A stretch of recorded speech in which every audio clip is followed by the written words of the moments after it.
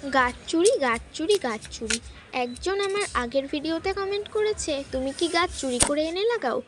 তো আমি তাকেই বলছি যে না, আমি গাছ চুরি করে আনি না। যেমন এই গাছটাও কিন্তু আমি চুরি করে আনিনি।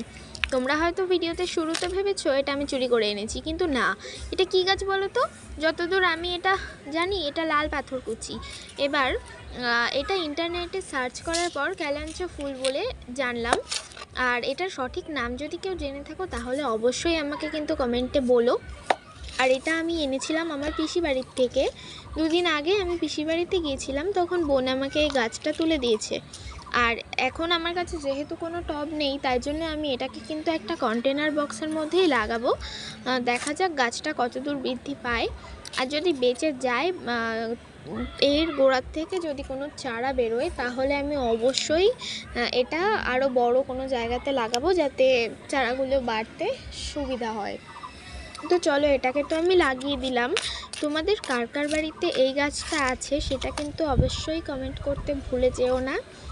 আর এই গাছটার ফুলগুলো কিন্তু বেশ ভালোই লাগে, কিন্তু ফুল যত সম্ভব বছরে একবার কি দুবার হয়তো ফোটে, কিন্তু যখন ফোটে ভালোই কিন্তু লাগে, লাল লাল হয়ে থাকে পুরো গাছটা, কি সুন্দর লাল হয়ে থাকে।